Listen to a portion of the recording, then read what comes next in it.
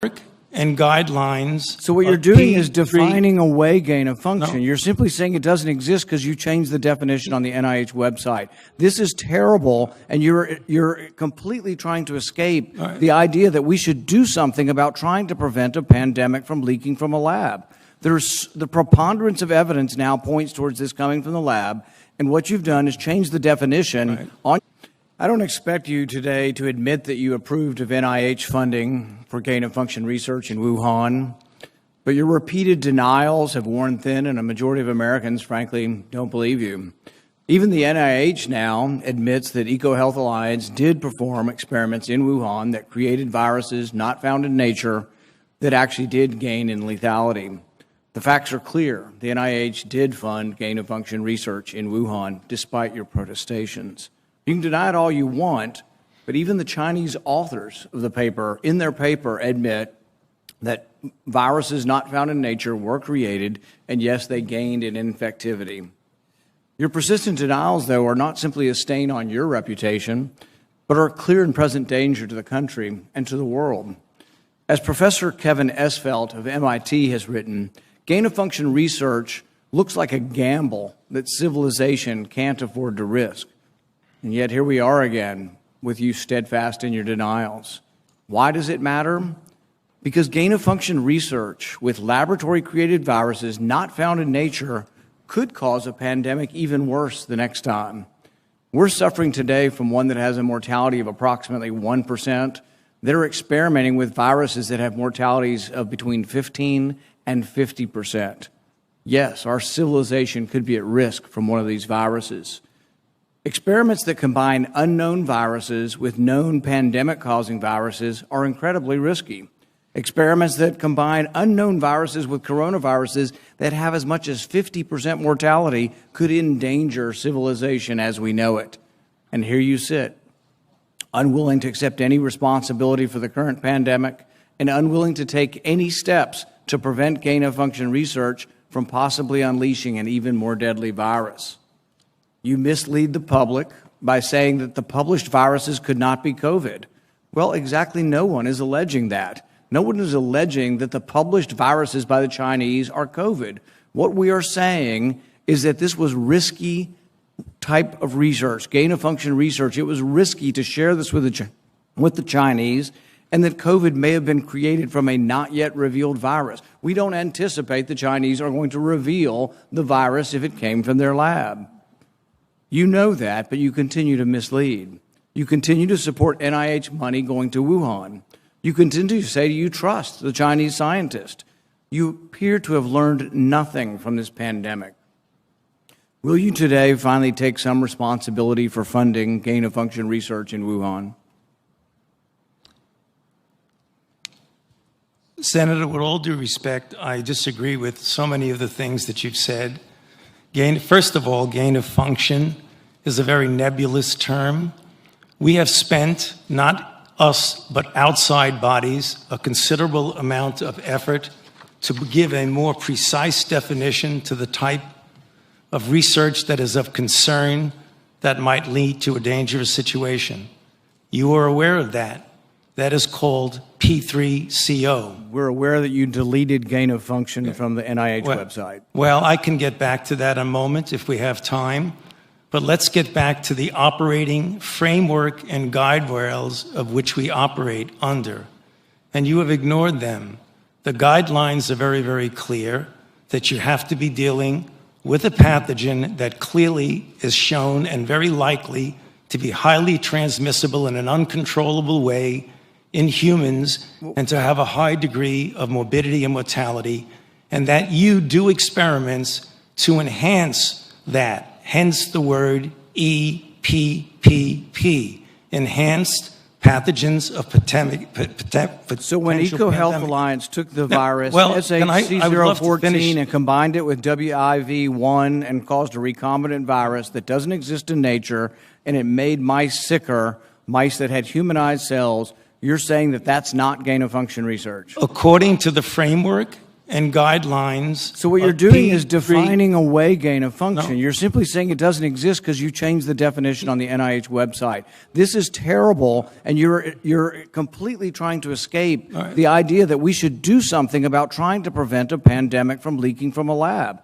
There's the preponderance of evidence now points towards this coming from the lab, and what you've done is change the definition on your website to try to cover your ass, basically. That's what you've done. You've changed the website to try to have a new definition that doesn't include the risky research that's going on. Until you admit that it's risky, we're not going to get anywhere. You have to admit that this research was risky. The NIH has now rebuked them. Your own agency has rebuked them. But the thing is you're still unwilling to admit that they gained in function when they say they became sicker. They gained in lethality. It's a new virus. That's not gain of function? Dr. Fauci, as you are aware, it is a crime to lie to Congress. Section 1001 of the U.S. Criminal Code creates a felony and a 5-year penalty for lying to Congress. On your last trip to our committee on May 11th, you stated that the NIH has not ever and does not now fund gain-of-function research in the Wuhan Institute of Virology. And yet, gain-of-function research was done entirely in the Wuhan Institute by Dr. Shi, and was funded by the NIH. I'd like to ask unanimous consent to insert into the record the Wuhan virology paper entitled Discovery of a Rich Gene Pool of Bat SARS-Related Coronaviruses. Please deliver a copy of the journal article to Dr. Fauci. In this paper, Dr. Shi credits the NIH and lists the actual number of the grant that she was given by the NIH. In this paper, she took 2 bat coronavirus genes, spike genes, and combined them with a SARS-related backbone to create new viruses that are not found in nature. These lab-created viruses were then shown to replicate in humans. These experiments combine genetic information from different coronaviruses that infect animals but not humans to create novel artificial viruses able to infect human cells. Viruses that in nature only infect animals were manipulated in the Wuhan lab to gain the function of infecting humans. This research fits the definition of the research that the NIH said was subject to the pause in 2014 to 2017, a pause in funding on gain of function.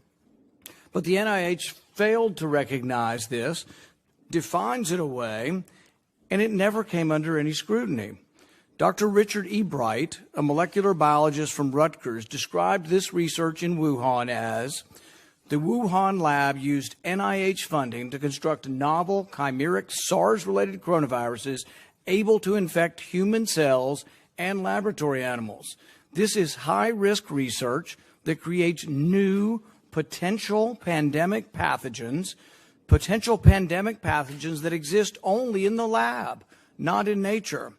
This research matches, these are Dr. E. Bright's words, this research matches, indeed epitomizes, the definition of gain-of-function research, done entirely in Wuhan, for which there was supposed to be a federal pause. Dr. Fauci, knowing that it is a crime to lie to Congress, do you wish to retract your statement of May 11th where you claimed that the NIH never funded gain-of-function research in Wuhan?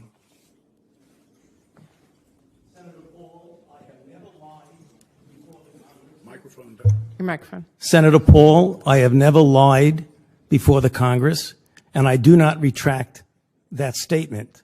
This paper that you are referring to was judged by qualified staff up and down the chain as not being gain of function. What was, let me finish. You take an animal virus and you increase its transmissibility to humans, right. You're saying that's not gain of function? Yeah, that is correct. And Senator Paul, you do not know what you are talking about, quite frankly. And I want to say that officially. You do not know what you are talking about. Okay, you get one person. Let's read from the NIH definition of gain of function. This is your definition that you guys wrote. It says that scientific research that increases the transmissibility among mammals is gain of function.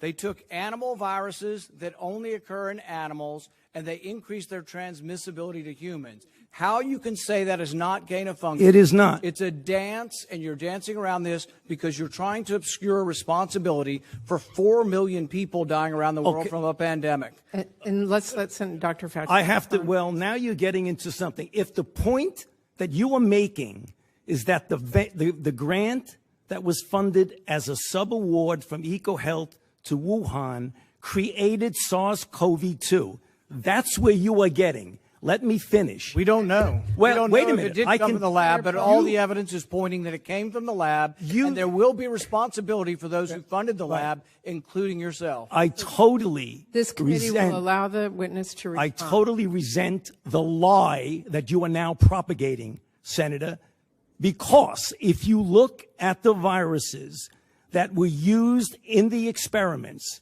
that were given in the annual reports, that were published in the literature, it is molecularly impossible. No one's saying those viruses caused it. It no is one is molecularly. Those viruses caused the pandemic. What we're alleging is that gain-of-function research was going on in that lab, and NIH funded it. That is you can't not. Get away from it. It meets your definition, and you are obfuscating the truth. I'm not obfuscating the truth. Senator You are the Paul's one. Time is expired, but I will allow the witness to. Let me just finish. I want everyone to understand that if you look at those viruses, and that's judged by qualified virologists and evolutionary biologists, those viruses are molecularly impossible to result in SARS-CoV-2. Viruses caused the pandemic. Senator Paul, we're saying they are gain-of-function viruses because they were animal viruses that became more transmissible in human, and you funded it. And you admit the truth. And you implying. Senator Paul, your time has expired, and I will allow witnesses who come before this committee to respond. And you are implying that what we